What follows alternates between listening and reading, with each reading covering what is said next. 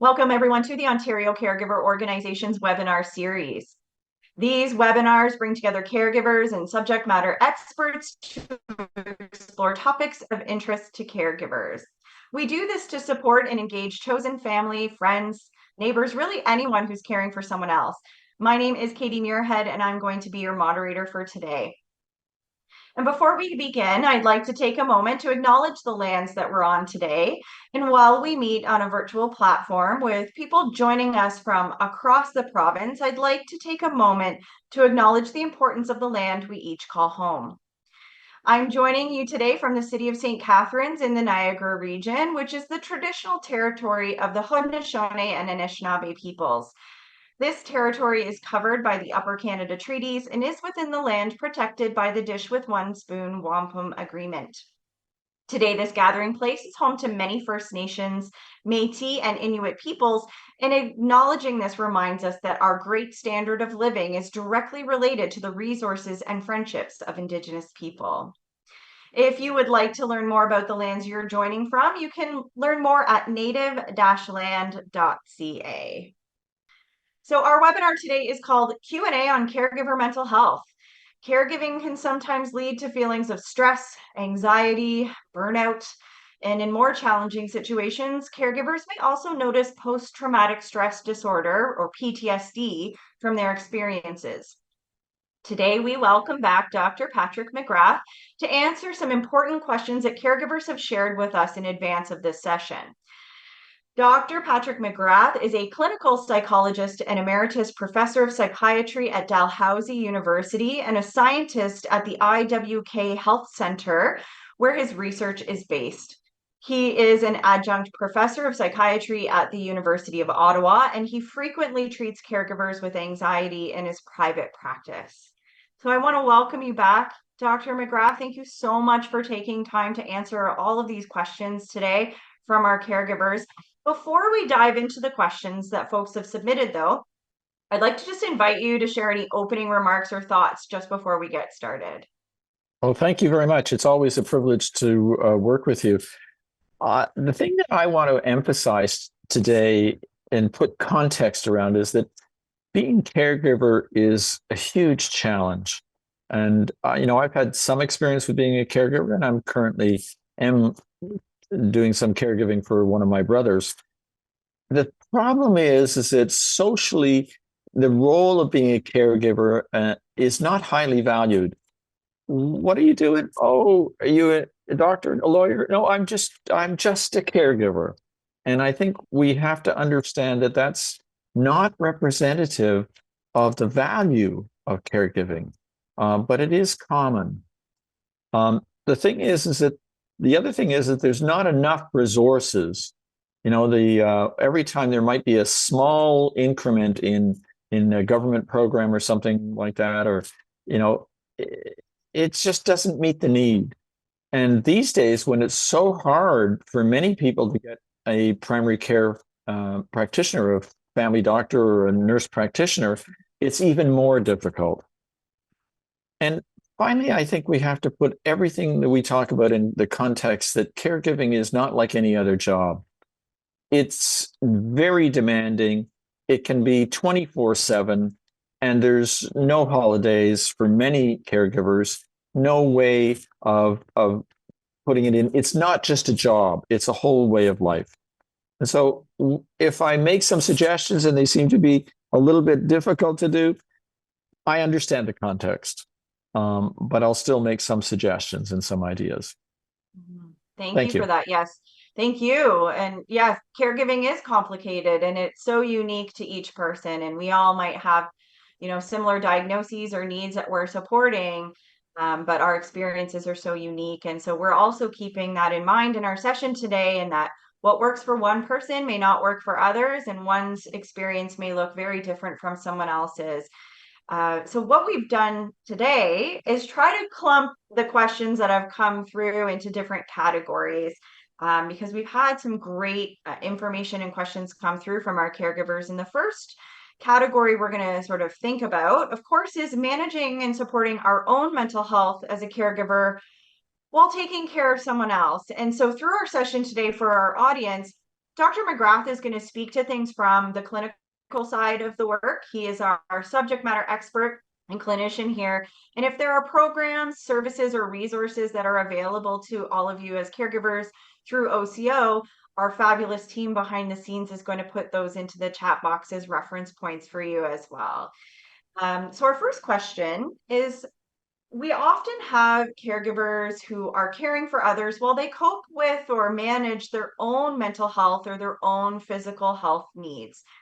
And as one caregiver wrote in, as an individual with my own anxiety and depression concerns, responding from a position of someone with very low self esteem, how can I continue to give what my partner needs while supporting myself and my own needs? So, what suggestions would you have for caregivers around balancing our needs, whether we have our own mental health or physical health needs, or just in general, while caregiving for someone else? Right. I think that that's a great question. And the thing is it's very common. There are a couple of factors involved here. Many caregivers, not all, but many caregivers are women. And women, by and large, have been socialized, not all women, but by and large have been socialized into thinking that it's not that important. Now, if a man does caregiving, that seems to be even more high status. So when I was doing full-time caregiving for my wife when she was dying, that was seen as a brave thing and a wonderful thing. But I know that some of my colleagues who were doing the same thing for their husbands were not given the same status. So I think that you have to realize that low self-esteem is not really within the person only, but it's also within the society. And the way we have to deal with low self-esteem is that's sort of like an automatic thought that we have. There's a really interesting work on these automatic thoughts versus the more when you have to think about something. And it's an automatic thought, much like when we use a turn signal on our car. Now, when I was in England trying to use the turn signal on the car, I automatically turned on the windshield washers. And that's what an automatic thought is. And so we have automatic thoughts about we're not really very good at things, and we're not very, we're just caregiving, and we're not very skilled, and we made these mistakes. We have to stop and think about that. Stop that. It's just like me turning on the windshield washers instead of the turn signal, and say, okay, hey, what's the truth? I'm caring for my mother or my partner, 24/7. I'm doing a pretty good job. And so the internal speech has to change. The self-talk has to change. And that, I think, is key to the self-esteem issue. With anxiety and depression, there are specific medical treatments, and there are specific psychological treatments that can be helpful. The medical treatments are somewhat readily available through your family doctor, and some of them will have side effects, but I think if you discuss with your family doctor the best one for you, and sometimes you have to try several, that may be of help. So the key is to and the psychological services are not widely available. They're often just not available. There are some good self-help material, both from OCO, but also from the Canadian Association of Anxiety. Anxiety Canada is what it's called. There's some excellent resources available there. Or if you have access to a psychologist or social worker, that can be very helpful. The key is to understand that it's much like when you go on the airplane, they say, well, you've got to, if we lose pressure, put your own oxygen mask on first before you start helping others. If we don't take care of ourselves as caregivers, we cannot take care of the people that we're caring for. Mm-hmm. Yes, most definitely. And we do see with a lot of caregivers, their health can deteriorate as much or more so than the folks they care for if they're not making that space and time, which sort of leads into our next question around caregiver stress and burnout. Yes. Caregiver stress and burnout rates are continuing to rise right now, according to OCO's Spotlight report. 56% of caregivers report feeling stressed overall, and 78% say their caregiving does take a toll on them. Would you take a moment to talk about the symptoms or the signs, the indicators of burnout as it relates to being a family caregiver, and any strategies you might recommend to support a caregiver who might be feeling high levels of stress or burnout? The symptoms of burnout are often very much like the symptoms of anxiety and depression, but it's a sense of not being able to do things. Sometimes there may be physical symptoms such as fatigue. I just can't, don't have any energy, just can't do anything. Um, the other symptoms might be mental health systems, something like the ones we were talking about just a minute ago, in terms of negative self statements, not really thinking very much of oneself, hostility towards the loved one. You know, the something that you might have been able to cope with. You know, the grumpiness or frankly the rude behavior of some people that we're caring for. You might have been able to cope with that at one time and just brush it off, and that's because of their disease, or that's because they've always been like that and they just got worse. But now it just gets under your skin, and that's the type of thing. So the whole range of negative affect, negative mood, not having any energy, sometimes physical symptoms such as fatigue, but also, you know, tightness in the chest, anxiety type symptoms, that whole range of symptoms, and just wanting to give up. That's what burnout is. And burnout is something that is not medically, you know, it's not a medical disorder, but it's widely recognized as very common. So what do you do about it? Well, that's a difficult question, but it's important, and it's usually done. You can do things in small steps. Usually, you know, small steps are often much better than taking a dramatic step, but sometimes a dramatic step works. So a small step of taking half an hour to sit looking out at the bird feeder, or those delightful little chicks that are being in the sparrow chicks that I have right outside my window here, that are being fed by their mom, and just watching that, or taking time to have an extra cup of coffee, to breathe slowly and deeply, to calm down, to recognize that you're doing your best, that you don't always have to respond to every need of the person that you're caring for. You want to be responsible, and I'm sure you are, but you can't respond to everything.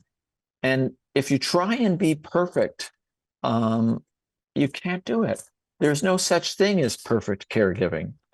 My mother, there were 10 of us in our family, and 10 kids, and my mother was amazing. But sometimes she, you know, just said, go out and play, you know, get out of the house, scram, go away. Now, you can't always do that with a person that you're caring for, but the same sort of thing. Sometimes you just need to take half an hour for yourself. And it's not perfect. Things may happen even during that half hour, but you know, you can't do everything. And recognizing that is really important, and taking a little bit of time here and there. Now, you know, the not much, because you're not going to get much. The other thing is asking others for support, and that can become a difficulty. So, you know, it's very important to be able to ask your friends. You know, some will say no, some will say yes, to do something to help. You know, I'm just a bit overwhelmed. Would you be able to come over and have a cup of tea with mother? You know, while I just go for a walk. You know, and many people, it's one of the things that we don't understand often is that asking somebody for a favor is often perceived by the person you're asking as a positive thing.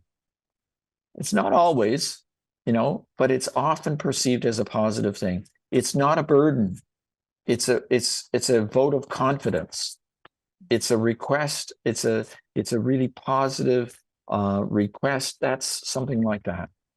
So I think you have to try and get as much support as you can, and get some relief, and just take a few minutes frequently to get some time for yourself. And then, of course, trying to change those self statements and what you're saying to yourself, your story. Your story is that I'm a bit of a hero here. I'm taking care of my husband, and he's in terrible physical shape, and he's really obnoxious these days. So I'm a hero doing that. And I just have to take some time for myself sometimes. Mm-hmm. Thank you for speaking to the piece around delegation and asking for help. OCO, we have staff that connect locally in communities with caregivers, and we hear often that we are at a point as caregivers where we need the support, but we have those barriers or those boundaries around asking for that support. And I really appreciate your comment on how, for many, not all, but many people do perceive this as a good thing, and they want to be of help, and they want to connect, and they want to support. But there's this wall of privacy. And so all those people that came when the diagnosis hit and said, tell me how I can help, or here's some food, or reach out anytime, they're not comfortable coming back and breaking that wall of privacy. So by reaching out to them as a caregiver and saying, remember 6 months ago when you said, how can I help? This is how. What we often find is that people are grateful for that ask. So I want to thank you for bringing that up, because it can be a bit of a psychological barrier for caregivers sometimes. It's one of the ways that we work on people who want to meet more people, or get involved with more people and build their social support. Ask people for help. They regard that as a real compliment. Yeah, people like it. So kind of building on what we were just talking about in terms of the all-encompassing role that caregiving can be for so many people, especially those on the call today who've been doing this for 5, 10, many, many years. For many caregivers, our lives revolve around the person or sometimes multiple people that we're caregiving for. And many report that their thoughts are all consuming around their care recipient. They lose sight of themselves and focus only on their person. So, do you have any practical tips or advice for folks to build space for themselves back into their day so that you don't completely disconnect from that experience of caregiving where it just becomes this route, sort of mechanical process? And on the other end of the spectrum, how do you not become completely fixated or focused on those people's needs, therefore losing your own identity? Well, it can be like a hamster in a wheel, it's just a treadmill. And that's sometimes you have to step off the treadmill. Maybe not forever, maybe for a short period. Maybe that's for an hour, maybe it's for 2 hours, maybe it's for a long weekend. And yes, it's often very difficult or close to impossible of getting any relief. But I think that's the thing that we have to do, is we have to realize that we cannot do it perfectly. We know that your wife wants to have this, who you're caring for, but you can't do it this week. You just can't do it. So you don't do it, and you don't feel guilty about it. You know that you used to be able to visit your mother 5 times for an hour each day at the care home that she's in, but you can't do 5 times. Maybe you can do twice, and that's the thing, that you can't feel guilty about that, because you have to take care of yourself as well. The thing that's important to understand is that there is no way that you can live up to some sort of perfect standard. You are going to do something that's imperfect. And, the old expression of perfect is the enemy of the good is very, very important in this respect. Your person that you're caring for may not like some of the things that you do.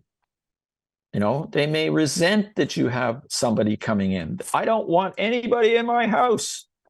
Well, you know, the choice may well be either, you know, grandpa goes to the care home, or he has some care brought in, and he has to get used to that.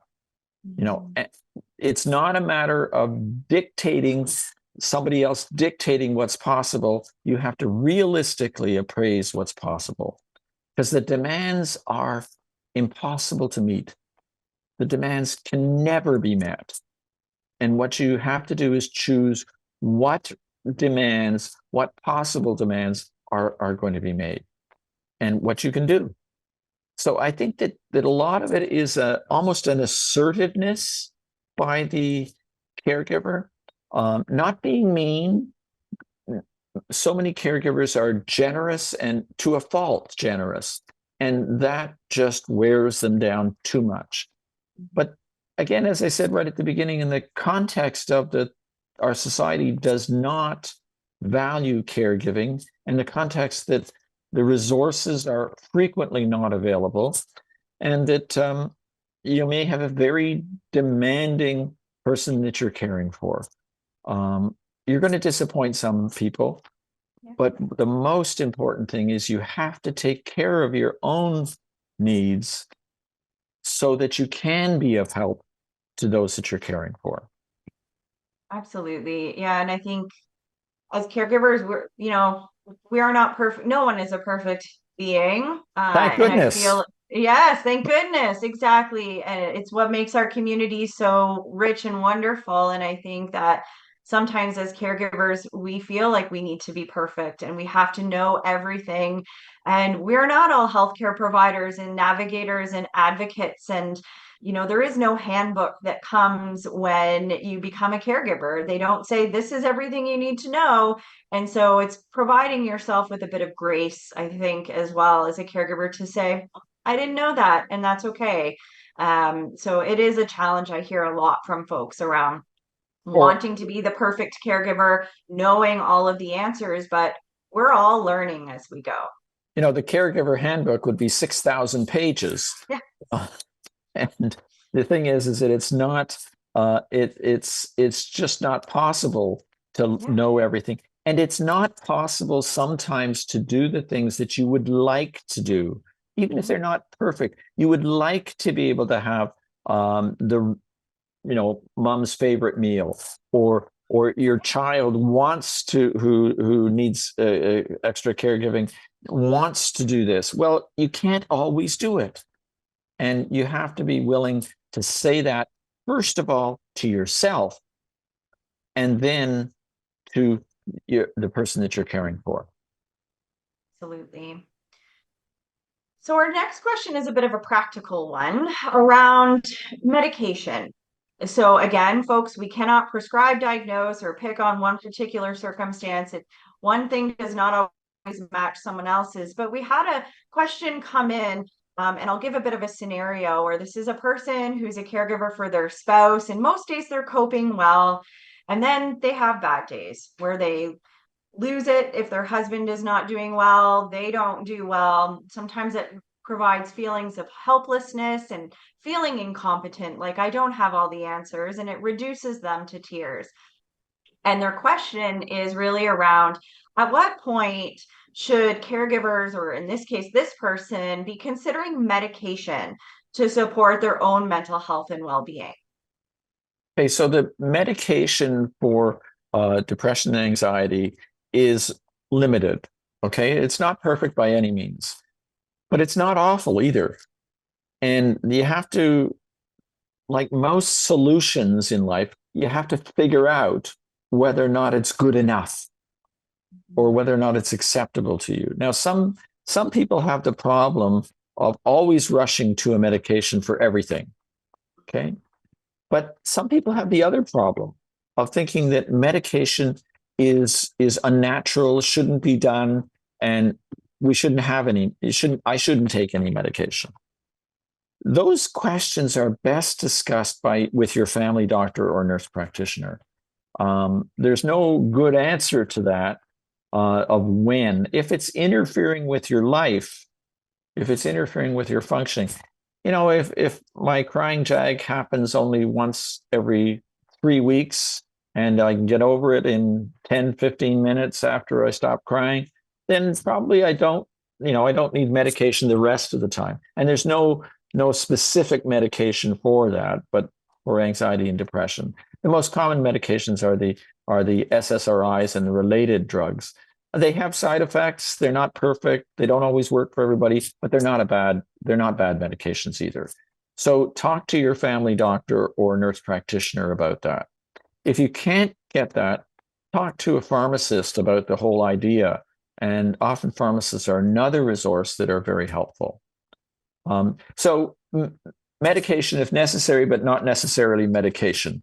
And I don't have an extreme view on this, and I think a moderate view is more helpful to people. There's no sin in taking medication, but it's not a solution for everything. Yeah, and as you mentioned earlier, that sometimes you may have to try different medications to see what fits Yes. and works for you. So sometimes folks enter into this world and think, oh, I just got this antidepressant and suddenly my problems should all go away. And we know that it doesn't necessarily work that way. Yes. Well, if somebody can develop a predictive mechanism to say which antidepressant will work for which person, they'll be a very rich person. Yes. Because it just isn't possible. Yeah.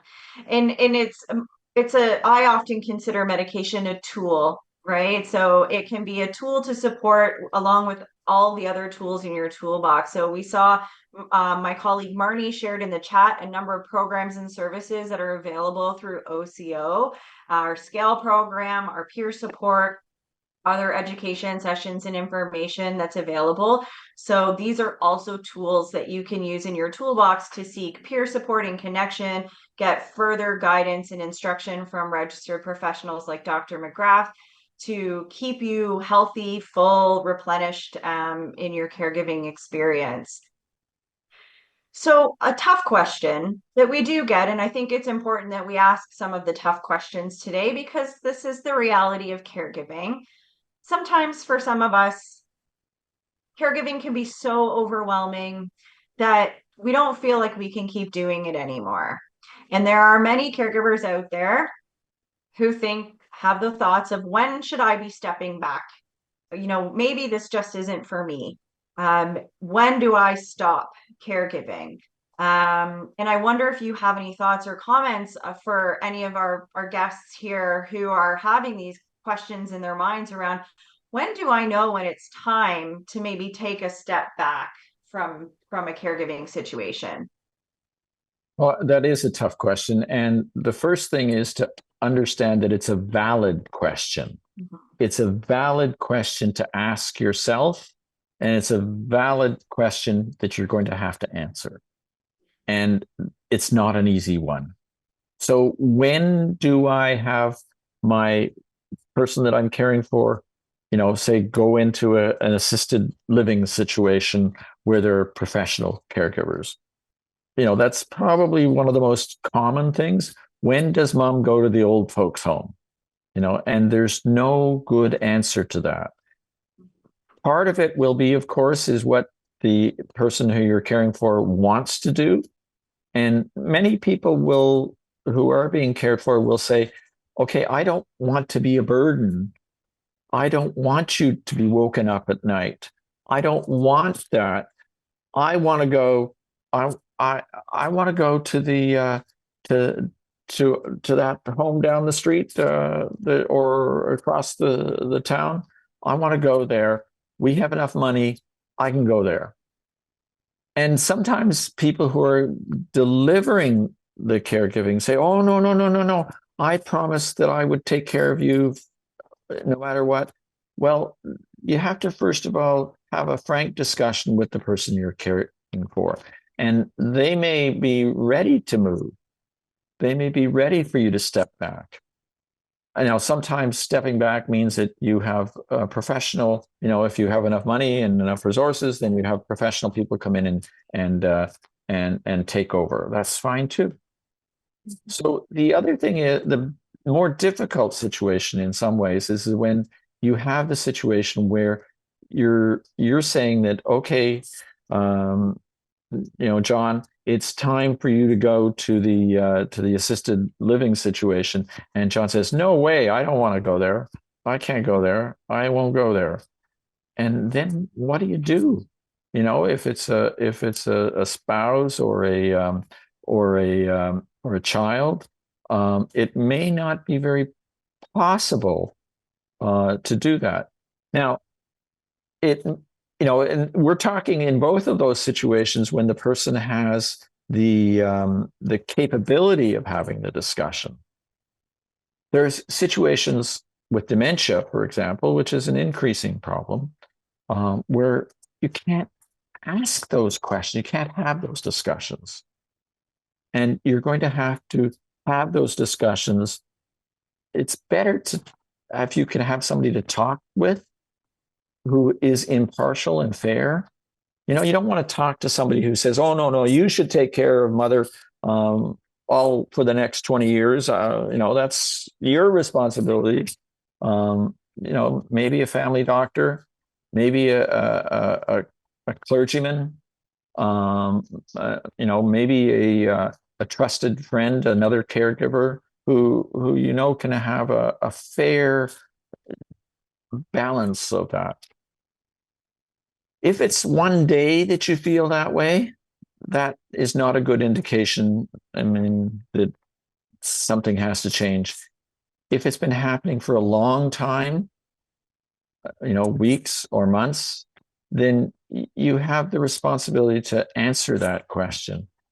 And, and having your partner or your mom or a partner or parent go to an extended care home is a hard decision if they're not willing or not able to have that discussion. But sometimes it's very necessary to do. You don't want to have your own health at risk. You don't want to have your whole life. And, if that's not your choice, you don't want to have the next 10 or 15 years 24/7. That's okay. You have the right to do that. It may be hard to organize it, but you have the right to do that. Yes, thank you. And yes, I think we also have to keep in mind with this question, part of what makes it so challenging, not only is the emotional side of it and feeling guilt and shame for not fulfilling this role we feel we need to fulfill as a caregiver, but the practicalities behind it, Yes. in that, there are not always places for folks to be that are safe and affordable, or available.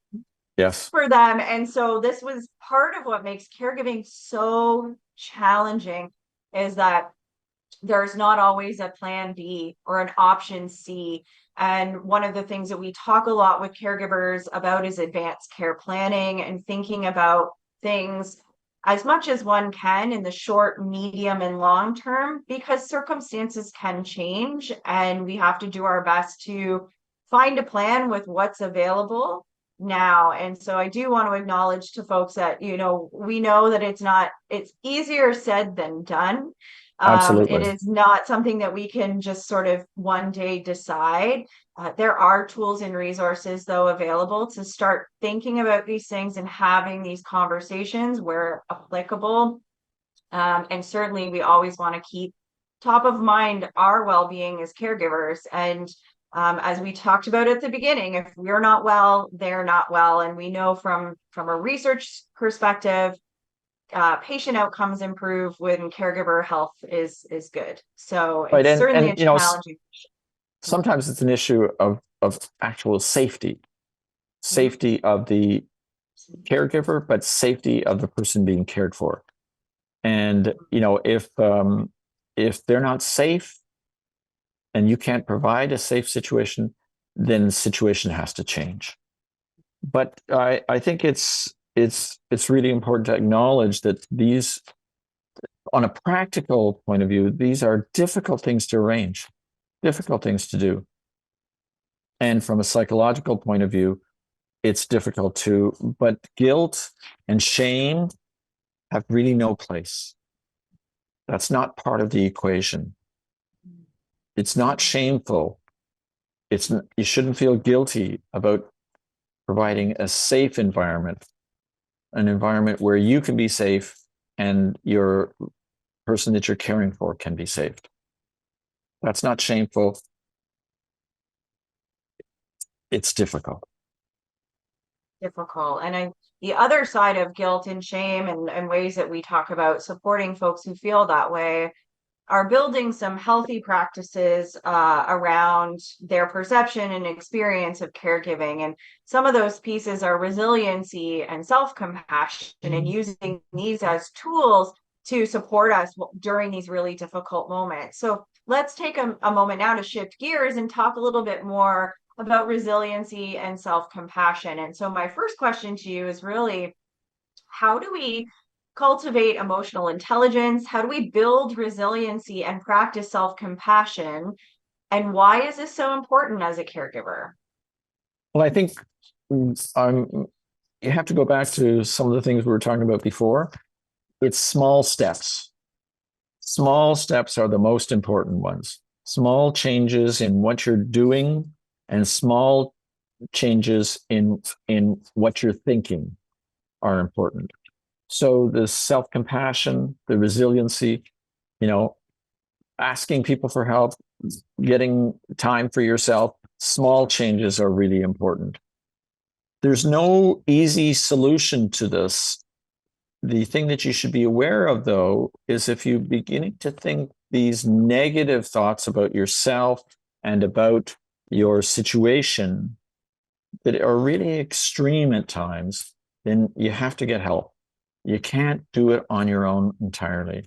That help may be from a friend, from your doctor, family doctors are a wonderful resource. Now, some people don't have family doctors, and sometimes it's difficult to see them. And sometimes they're grumpy and not very helpful, but most of the time, family doctors are very helpful. And your family doctor or your nurse practitioner can give you a broader view of the situation than you're going to be able to have on your own. And talking to other caregivers through forums at OCO or other sources, are really, really, really helpful. In emergency situations, unfortunately, sometimes one we have seen many times where people just take their loved ones to the emergency room, even if it's a social, and a social situation, not necessarily a strongly medical one. It's not something that I would advise as a routine thing, but sometimes the situation is so desperate that that's what's done. And that's, another way of doing it. But I think that the difficulty is that building resiliency, you have to start doing that long before you need it. And that's the problem. Too many of us are not building that resiliency, that willingness to not be perfect, the willingness to take time for ourselves, the willingness to turn away from a person that you're caring for when they're abusive, and not take their abuse, turn away from them, close the door, not pay attention to swearing and abusive behavior on the part of somebody like that. And bring that to the attention of the resources that you do have available. And at sometimes decision to end your caregiving or change the role in your caregiving dramatically is also a legitimate one. Yeah, and I think it's also important to just acknowledge that some of these strategies that we're talking about today, like resiliency and self-compassion, and some of the programs and services like peer support that are available, are helpful tools, but it doesn't change what you're dealing with every single day, right? And again, it's a hard conversation to have, but it's the reality of our lives as caregivers, that we can have a great day and have a great break of respite and all these wonderful things and come back to a mess. And it's just like starting all over again. And so I think the thing that I often remind myself of and others when I'm chatting with them is that self-compassion helps you manage and cope through those difficult times when you start to have those negative thoughts of, I'm not good enough, I should be doing this, why didn't I know that, this shouldn't have happened if I and so I just want to acknowledge that for our viewers, our listeners, because these are not, magical wand solutions. If Dr. McGrath and I had these perfect solutions to caregiving problems, we wouldn't even need this webinar and you all would be happy. So I think these are tools again for our toolbox. And we have a scenario that was shared with us that I want to share with folks because while the specifics may not relate to everyone, I think the feeling and emotion behind it will. And this person shared some caregivers like myself who have an adult child with a neurodevelopmental disability, have been caregiving for over 30 years or more. Their chronic stress of advocating for this. So it's not just the personal care, but it's everything else that we do as caregivers. Their chronic stress of advocating for this for many, many years has taken a toll. There's no end to our caregiving responsibilities. We don't see sort of the light at the end of that tunnel or the event.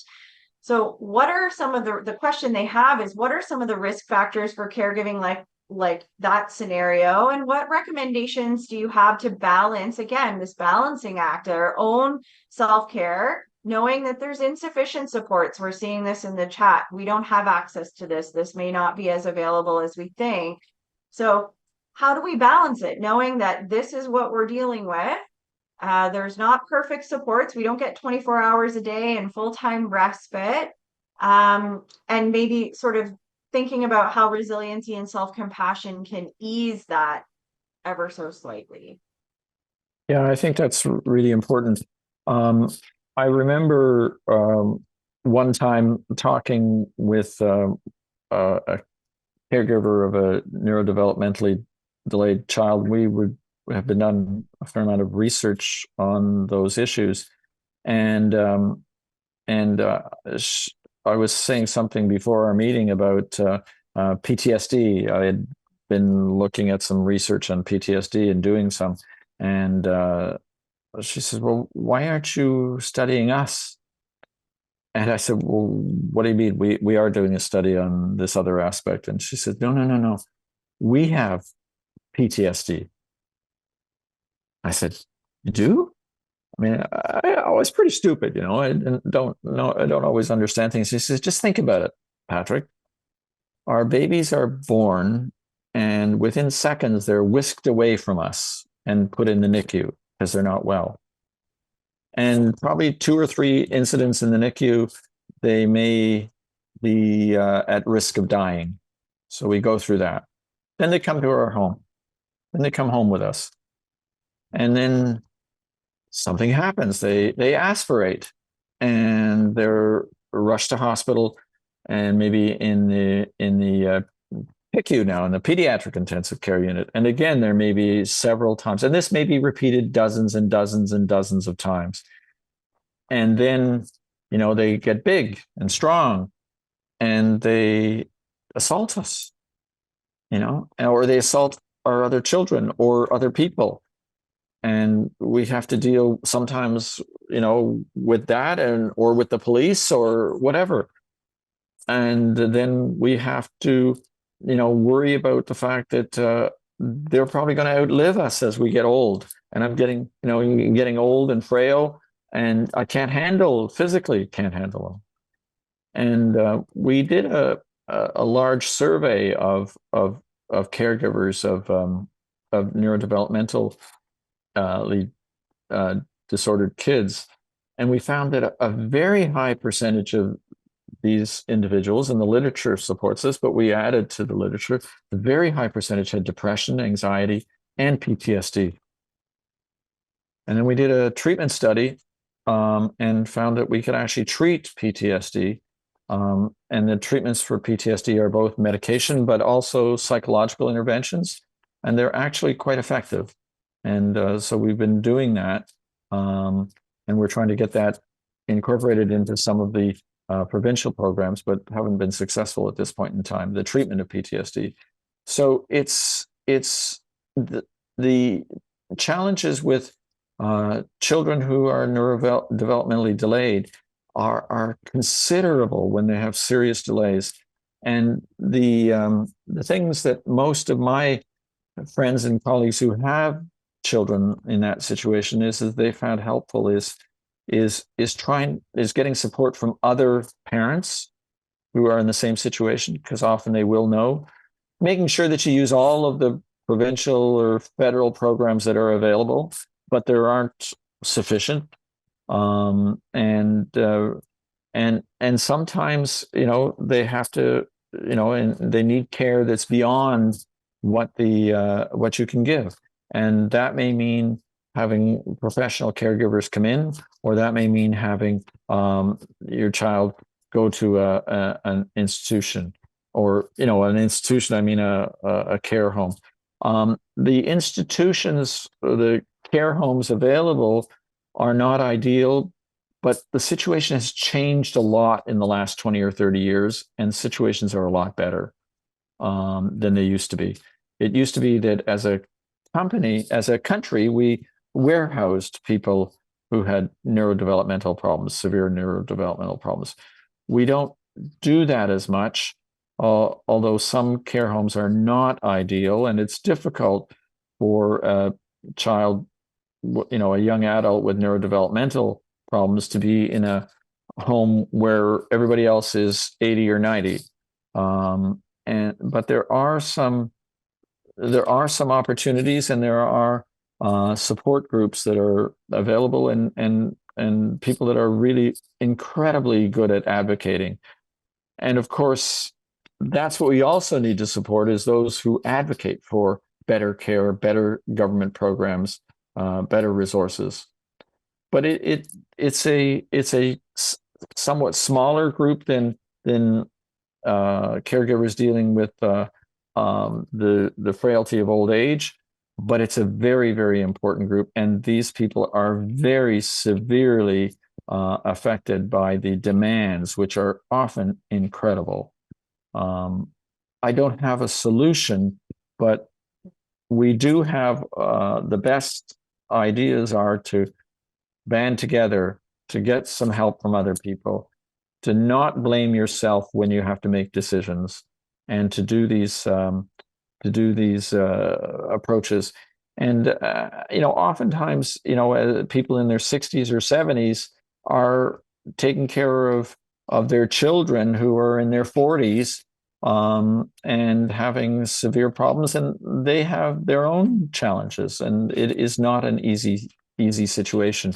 Advanced planning is good, but if you don't have resources, it's difficult to do advanced planning because you don't have the resources to make things happen.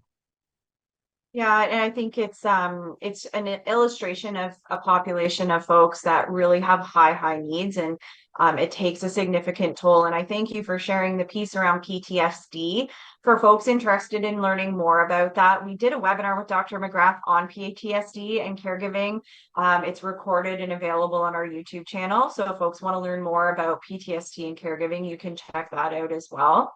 We are quickly running low on time. We've got about 5 more minutes. So I'm going to try to get through as many of these questions as we have left, or maybe combine some if I can. But an important one that comes up often, I myself and my peers and my colleagues hear this on a regular basis, is about grief and loss. As caregivers, we experience I think sometimes people think of grief and loss as end of life care after you've lost a loved one, but we know as caregivers, we experience this throughout the spectrum, the continuum of caregiving. So how do we manage anticipatory grief with the uncertainty of our care recipients' future and ours?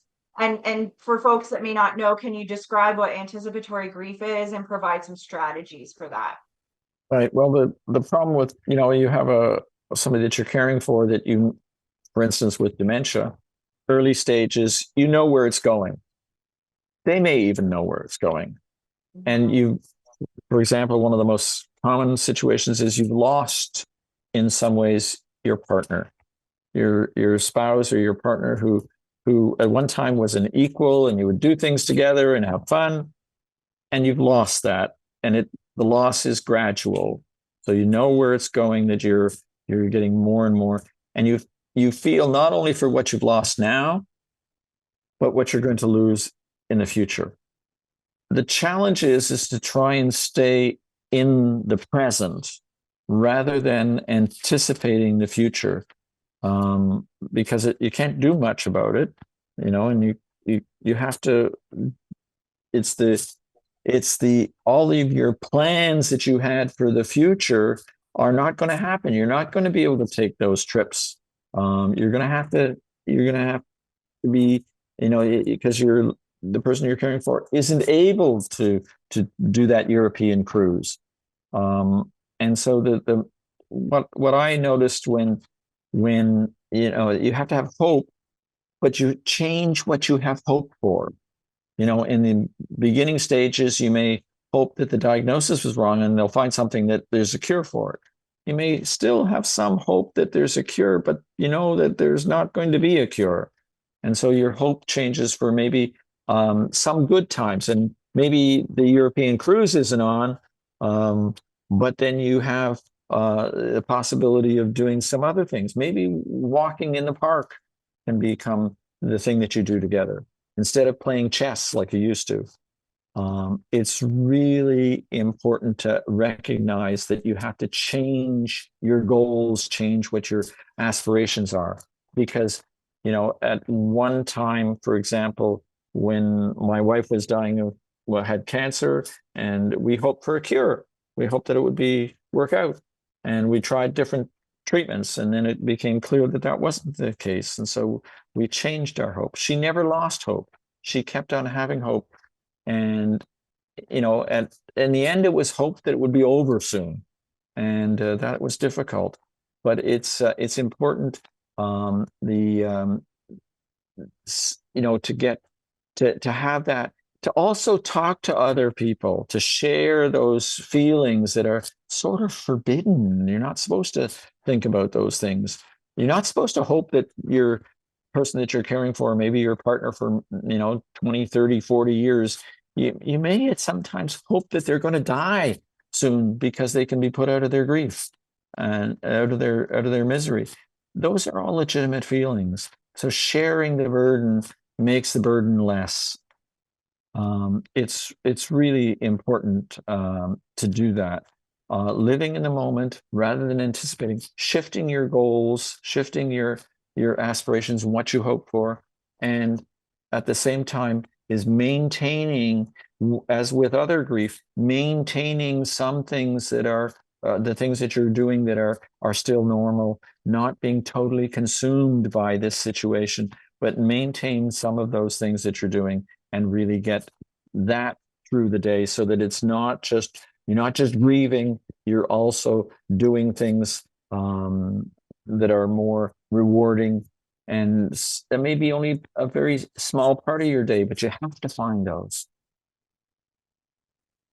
It's complicated, as is everything with our caregiving discussion today and in life. It's so unique to each individual's experience. And we've had some comments through the chat around what anticipatory grief means for those folks, and those examples you provided, but also, the connection and relationship you have with your partner, or the hopes and dreams you had for your child as they were growing up. And that's, in my experience as a caregiver for a partner, was what I thought my relationship would be like, which it didn't turn out that way. And so I think it's really important to acknowledge those pieces, and that it's still grieving.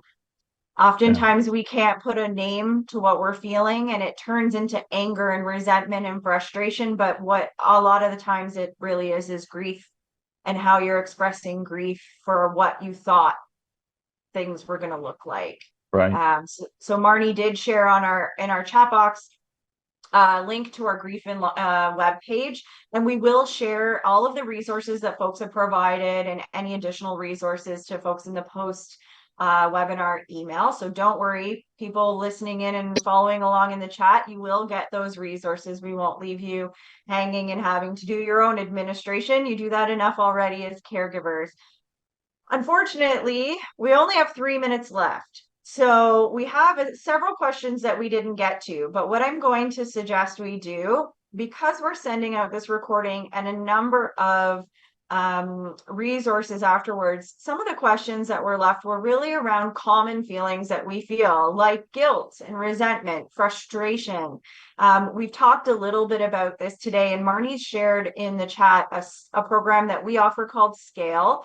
That program runs twice a year and targets those particular challenging emotions that caregivers feel. And so I would really encourage folks, if you are going through a difficult time thinking about your own anger, frustration, stress, wanting to cultivate resiliency and self-compassion, that Scale may be a really great option for you. And we also had some questions around balancing caregiving and work. So 71% of caregivers are between the ages of 26 and 65, and 67% of caregivers are balancing caregiving and work. So this is a significant area of need. We have an entire department at OCO dedicated to caregiving in the workplace. So we have tools and information on our website as well that we will share out with everybody. But unfortunately, this is our time. We had a full session full of great questions, and thanks to everybody for being so active and sharing in our chat box. I want to thank you, Dr. McGrath, for joining us today and sharing all of your insights and expertise with our caregivers. And a huge thanks to all of the caregivers who submitted so many great questions, and to those that have joined our session today for participating and providing support and information as well. So thank you so much for joining us today, Patrick. It's been great. Well, thank you. I really appreciate the opportunity.